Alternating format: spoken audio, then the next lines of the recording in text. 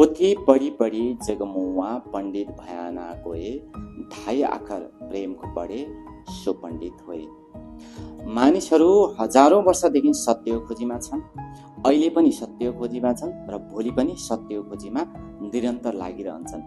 यही सत्यको खोजी गर्ने क्रममा कसैले वेद पढ्न थाले, कसैले उपनिषद, कसैले कुरान, बाइबल, अनेकौं दर्शन र शास्त्रको अध्ययन गर्न थाले। यसै क्रममा विश्वविद्यालयहरू बन्न थाले, पुस्तकालयहरू भरिए, विद्वानहरूको लामो परम्परा जन्मियो। तर कबीरको प्रश्न छ, यदि धेरै पढाइ र ज्ञानको सङ्कलन पछि पनि के मानिसहरू वास्तवमै शान्त, मुक्त र अर्थपूर्ण भए? यदि ज्ञानले मात्र मुक्ति दिन्थ्यो भने सबैभन्दा धेरै पुस्तक पढ्ने मानिसहरू सबैभन्दा आनन्दित र जागृत हुनु पर्थ्यो। तर वास्तवमा उल्टो देखियो। धेरै जसो अवस्थामा मानिसको टाउको ज्ञानले भरिएको हुन्छ, तर हृदय भने बिल्कुल खाली रहन्छ। जानकारी र ज्ञान एउटै कुरा होइन। जानकारी बाहिरबाट आउँछ भने ज्ञान भित्रबाट फुल्छ। जानकारी उधारो हुन्छ, ज्ञान आफ्नै अनुभवको सुगन्ध हुन्छ। कुनै व्यक्तिले प्रेमबारे हजारौं पुस्तक पढ्न सक्छ, तर प्रेम नगरेसम्म उसले प्रेमलाई जान्नै सक्दैन। जसले समुद्रको अध्ययन त गर्न सक्छ, तर डुबुल्की नमारेसम्म पानीको स्वाद थाहा पाउन सक्दैन।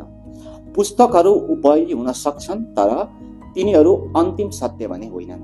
तिनीहरूले बाटो देखाउन सक्छन्, तर हिँड्न सक्दैनन्। हिँड्ने काम त स्वयं मानिसले गर्नुपर्छ। प्रेम केवल स्त्री र पुरुष बीचको सम्बन्ध मात्रै होइन। यहाँ प्रेम भनेको सम्पूर्ण अस्तित्वप्रतिको खुलापन हो। जब मानिसको हृदय प्रेम जाग्छ, तब ऊ रुखलाई देख्दा पनि श्रद्धाले भरिन्छ, चराको गीत सुन्दा पनि आनन्दित हुन्छ, नदी बगिरहेको देख्दा पनि अस्तित्वको सङ्गीतको अनुभव गर्छ। प्रेमले मानिसलाई विभाजनबाट एकतामा ल्याउँछ। अहङ्कार भन्छ म अलग छु, प्रेम भन्छ म सम्पूर्णसँग जोडिएको छु। समस्या के हो भने समाजले हामीलाई टाउकोको विकास गर्न सिकाउँछ, हृदयको होइन। विद्यालयमा कसैले प्रेम सिकाउँदैन, करुणा सिकाउँदैन, मौनता सिकाउँदैन। हामीलाई प्रतिस्पर्धा सिकाइन्छ, तुलना सिकाइन्छ, अरूभन्दा अगाडि बढ्न सिकाइन्छ।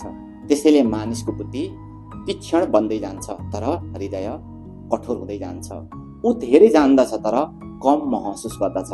संसार पढ्दै पढ्दै जीवन बिताइरहेको हुन्छ, तर जीवनको सम्पूर्ण सार छुटाइरहेको हुन्छ। जसको आँखामा करुणा छ, जसको व्यवहारमा नम्रता छ, जसको हृदयमा कुनै द्वेष छैन, त्यस्तो मानिसले चाहे कुनै पुस्तक नपढेको होस्, ऊ जीवनको रहस्यसँग परिचित हुन्छ।